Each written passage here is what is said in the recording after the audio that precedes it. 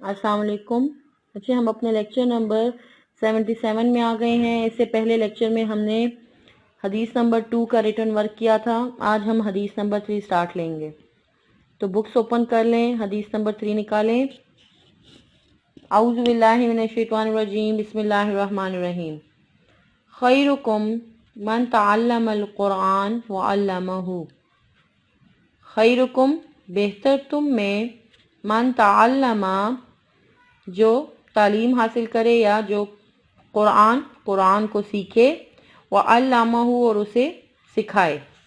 तो तर्जुमा सुने, तुम में से बेहतर वो है जिसने कुरान सीखा और उसे दूसरों को सिखाया। तशरीह की तरफ आ जाएं। कुरान हकीम कलाम इलाही है। कलाम इलाही यानी अल्लाह का कलाम है, जिसका मौजू इंसान है। ये किताब महज यानी सिर्फ नमाज रोज़े की तालीमात पर मुश्तमिल नहीं है, बल्कि इंसानी ज़िंदगी के तमाम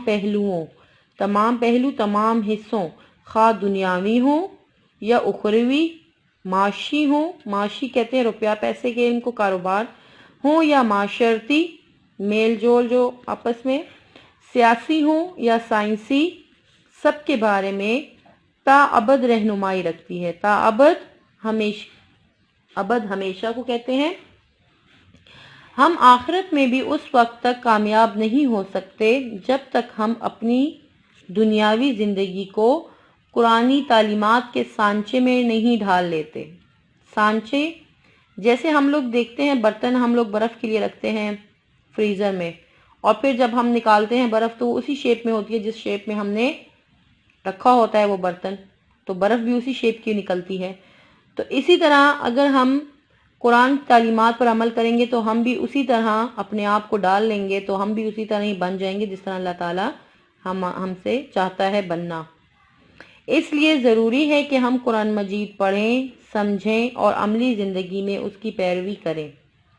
नीज़ यानी इसके साथ साथ दूसरों तक उसका पैगाम पहुँचाएँ और उस पर अमल करने की तरगीब दें, यानी शौक़ दिलाएं।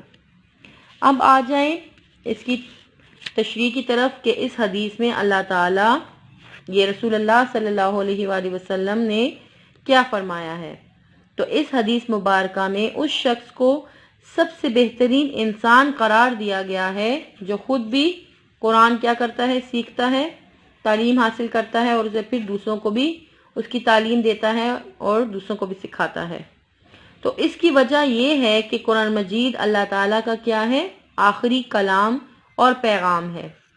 ये क़यामत तक के लिए तमाम इंसानों और तमाम ज़मानों के लिए हदायत और रहनुमाई का ज़रिया है। एक मुकम्मल ज़ाब्ता हयात है। ज़ाब्ता हयात कि हम ज़िंदगी गुजारने का तरीका इंसान की पैदाइश से लेकर उसके मरने के बाद तक के हालात कुरान मजीद में मौजूद हैं। और कुरान का मौजू क्या है, इंसान है। इंसान की कामयाबी, निजात इसी में पोशीदा है कि हम कुरान मजीद की तालीमात को क्या करें, हासिल करें, उन्हें समझें और उन पर क्या करें, अमल करें। तो हुजूर सल्लल्लाहु अलैहि वसल्लम कुरान मजीद की तिलावत और तालीम को बेहतरीन इबादत रसूलुल्लाह सल्लल्लाहु अलैहि वसल्लम ने करार दिया है। और ये अल्लाह ताला के कुर्ब यानी अल्लाह ताला के करीब होने का सबसे बड़ा ज़रिया है। अहादीस में बहुत ज़्यादा फ़ज़ाइल कुरान के बयान हुए हैं और एक हदीस में इरशाद होता है कि कुरान का माहिर उन फरिश्तों के साथ है जो अमाल के एतबार से बुजुर्ग और नेकोकार हैं। यानी वो फरिश्ते जो लोहे महफूज पर लिखते हैं, यानी जो लोहे महफूज पर लिखते हैं, वो जो कुरान का माहिर है तो वो उनके साथ होगा कि जो अमाल के एतबार से उन बुजुर्ग और नेकोकारों के साथ होगा, कि यानी वो जो फरिश्तों के बराबर मकाम दिया है।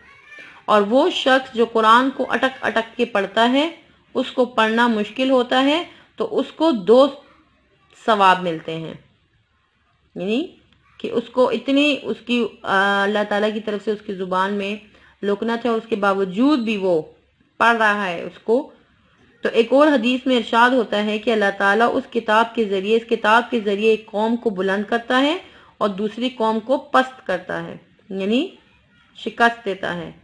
ایک اور حدیث میں ارشاد ہوتا ہے کہ قرآن پڑھا کرو، اس لیے کہ قیامت کے روز قرآن سفارش کرنے والا ہوگا، اور پڑھا کرو ان دو صورتوں کو جو بہت چمکدار اور روشن ہیں، یعنی سورہ بقرہ اور آل عمران۔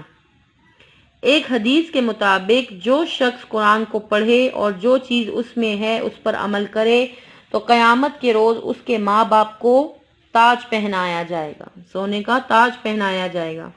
اور ایک اور حدیث میں ارشاد ہوتا ہے کہ جو شخص کتاب اللہ میں سے ایک حرف پڑھے اس کو ہر حرف کے بدلے ایک نیکی ملے گی، اور ایک نیکی 10 نیکیوں کے برابر ہوگی۔